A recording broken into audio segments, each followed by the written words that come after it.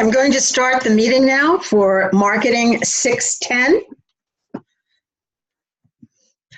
I'm going to be covering participation and assignments. My suggestion is to participate early in the week. You have no idea what the end of the week is going to bring for you in terms of weather, friends, work, that you are not feeling well, that your computer breaks down or your internet breaks down, or something that happens with your family.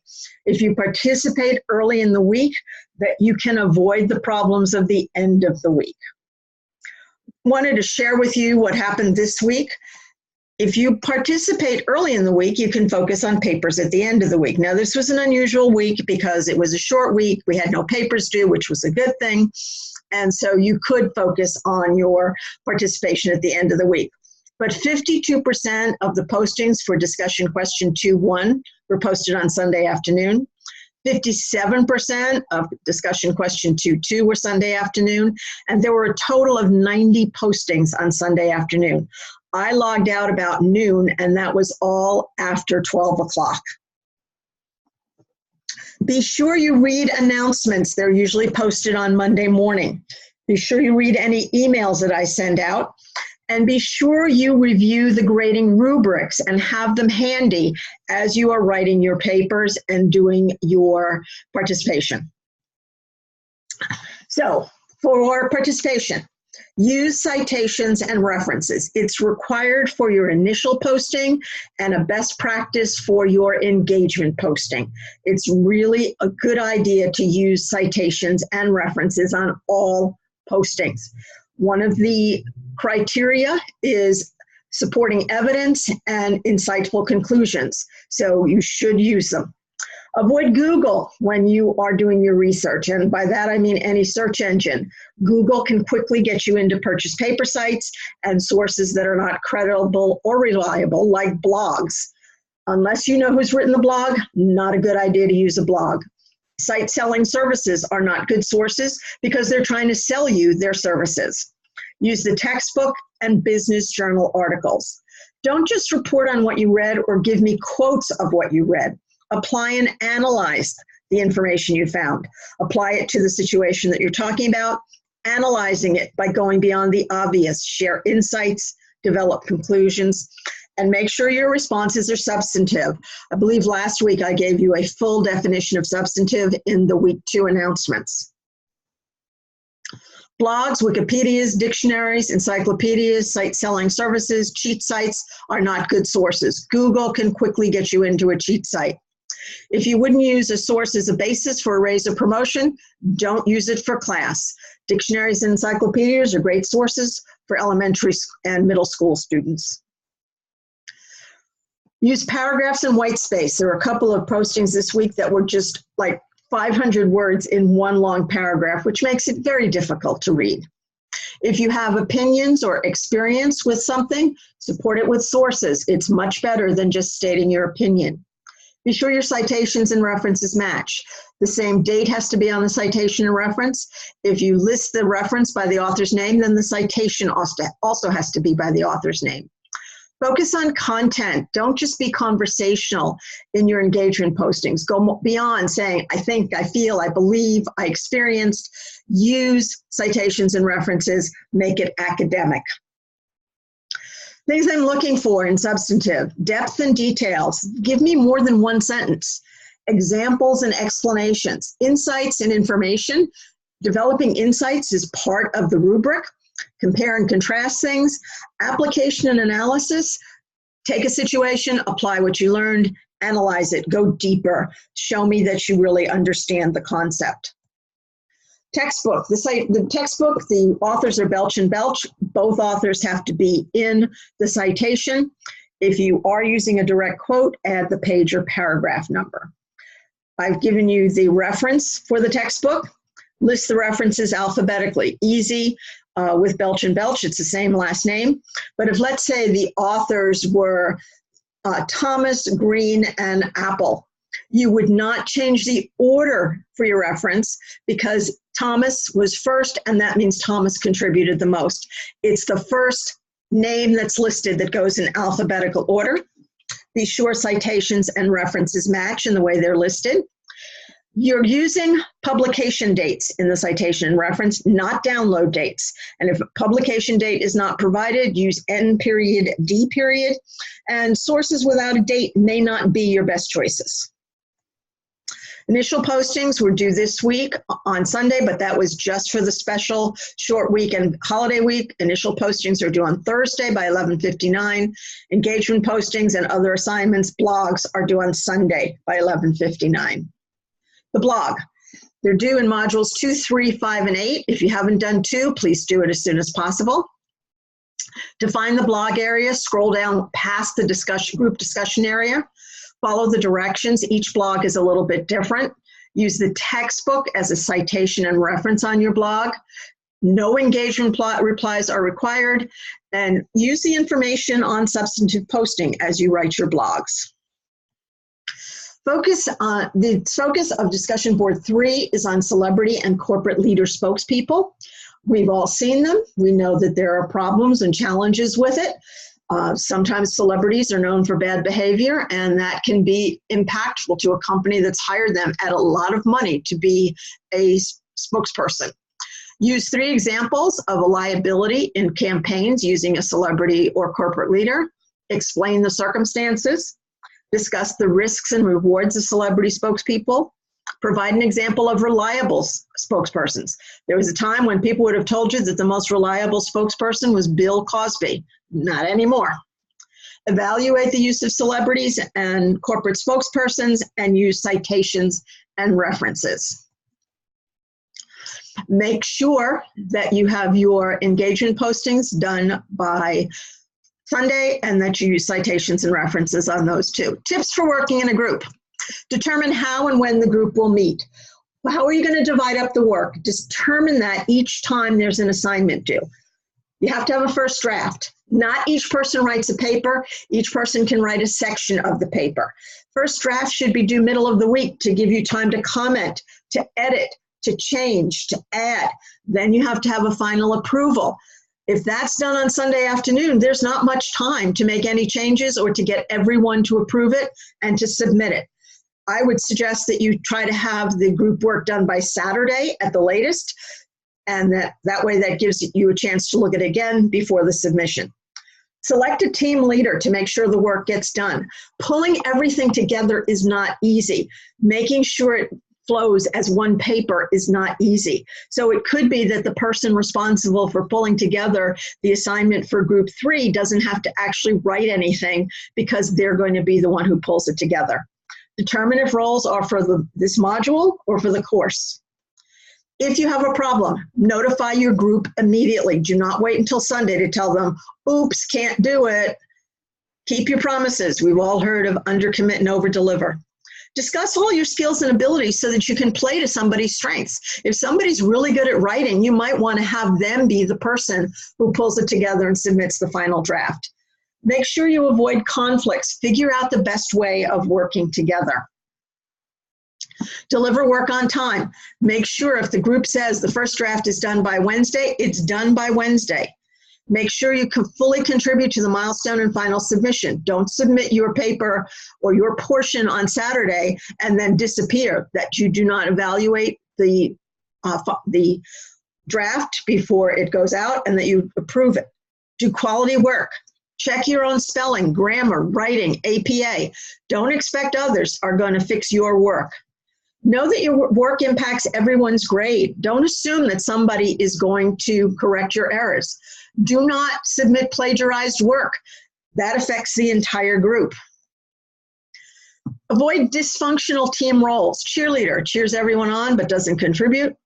The fake contributor offers to do anything and does nothing. The smoke screener brings up confusing and unrelated negative issues and declares that they just don't understand anything. Dysfunctional roles. The saboteur sits on a disaster and waits until the last minute to share. Knows the group is headed in the wrong direction and says nothing and says, well, I knew it. I knew you weren't doing it right. And submits plagiarized work, which could impact the entire group. The procrastinator volunteers to do their share of the work, doesn't do it, and talks about how bad their week was. Woe is me. I just couldn't do it. I didn't understand it. I can't be held responsible. Everybody else should do the work. If there's a problem, let me know and tell your group immediately. Waiting until Sunday is a disaster. In advance is a reason, after the fact is an excuse.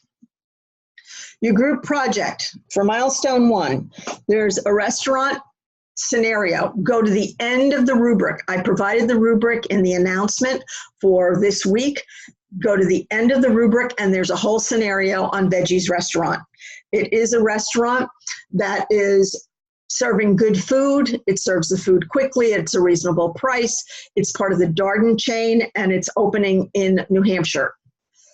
So I think the industry is good food served quickly as opposed to fast food. So I think that we're talking more about Chipotle and Panera and other things like that, Au Bon Pain, that serve good food quickly. You're going to talk about industry size and growth, trends and developments, and key factors in the industry. You're going to look at the company itself, the history, the status, the products, and the sales.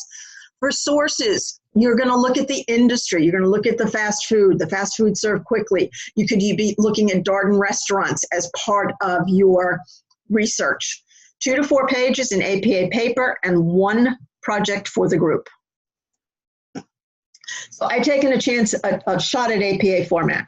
So I'd start with the name of the restaurant as my first heading for my introduction, Veggies. I then looked at the requirements, industry and company. Those could be your headings, or you could also do it as with level 2 headings, size and growth, trends and development, key factors, history, products and sales. You need a summary and you need references. So cover page is required. Use at least 3 main headings. Here you go, Veggie's Restaurant, industry, company, summary. Those could be your headings. You do not need to use level 2, but I've shown you an example using level 2. My suggestion is that you put each heading down and that outlines the paper for you. It also ensures that you cover everything. Make sure you have a summary. In APA, avoid first person, you, your, and contractions, double space. Be sure your citations and references match. List the authors the same way, make sure the dates are the same. Last name first for reference, last name and date only for citation. You add the page paragraph for quotes, and use hanging indent format for reference page, which means the second or third line is indented, not the first. Writing, avoid superlatives, all, every, never, always, best. Those are words that we tend to use a lot, but they can't be proven. You can't say that someone will never do something. You don't know what happens in the future. You can't say it's always been done a certain way because you can't prove that. You can't say everyone agrees. How do you know how everyone feels? Avoid superlatives. Very is an unnecessary word. If something is important, very important doesn't make it any more important. Unique is an interesting one. Very unique means there's nothing else like it. So what does very unique mean? Avoid unnecessary adjectives, things like great and perfect. Watch for wordos, which I'm going to explain in a few minutes, and write clearly and concisely. If it can be said in 10 words, don't say it in 50. I'm much more interested in content than word count. Try to avoid rhetorical questions. Don't end sentences with a preposition like in, on.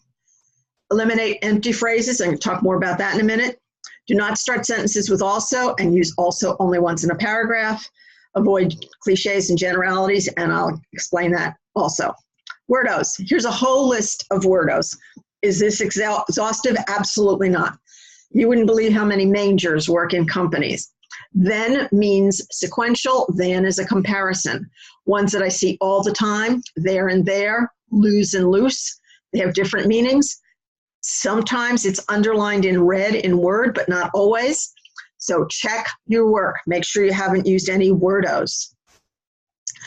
Cliches are empty phrases. Last but not least, first and foremost, easier said than done. In this day and age, the rest is history. Read between the lines. Those are things you should be avoiding in formal writing. Unnecessary phrases. Due to the fact that, you could use since. In this day and age, use today. As well as, use just and. When it comes to for all intents and purposes, don't even use those. People tend to use all intensive purposes anyway, which is a mistake. And in order to, just use to. Generalities all over the world. You can't speak for the world. Everyone would agree, not necessarily. Companies will never. How do you know? Apple is known worldwide. There are people that don't have electricity. They certainly don't have an Apple phone. They don't have internet. They don't know Apple. Salespeople lie to make money. Well, there may be some who do. You may know one who does, but that isn't a statement you could make as a fact. Everyone loves Disney. I live in Florida. Not everyone loves Disney. Redundant expressions, extremely unique. How can it be any more than one of a kind? Necessary need. It's necessary, it's needed. You don't need double words. New innovation. Innovation means new. There's not old innovations. Past history, that's a double. You don't have future history. Two twins is 4 people, because twins means 2. And completely unanimous. Anonymous. Yeah, I'm sorry, completely unanimous. Unanimous means everybody agrees. Whoever is doing the final should do this, but you should do this for your own work too. Is it clear? Can your thoughts be followed? Is it well organized? Is it concise? Do you make the point in as few words as needed? Cogent, is it based on evidence or sources? And comprehensive, did you address all of the requirements? Peer-reviewed journals. Often it will say in the directions to use peer-reviewed journals, I am not requiring peer-reviewed journals. They are written by experts, but they sometimes take a year to get approval. It's based on empirical research, which means it's harder to read. The articles are longer. I want you to use business journal articles.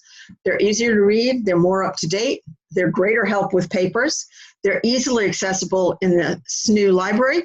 And the journal websites are easily accessible and allow most of the time to access the articles, at least for current editions, even if you don't have a subscription. Business Week, Fast Company, Forbes, Fortune, Inc., Wall Street Journal are all .com. HBR or Harvard Business Review is .org. Best practices. Use one source per paragraph or section. Paraphrase rather than quote. Quoting does not show you understand anything. This is one of the most important things. Read aloud before submitting. If you read it out loud, you will read what you actually wrote. If you read it to yourself, you tend to read what you think you wrote. Do more than report on topics. Review the feedback you get each week and make adjustments, and compare the paper to the rubric before submitting. Word to the wise. Better to submit assignments late than not submit. It's easier to keep up than catch up. We got a break this week with the holiday week with no paper due. That has not always happened. So make sure that you keep up. And if there are any questions, please let me know. You can send me an email or, best thing to do is send me an email. I hope people will find this valuable and will participate next time.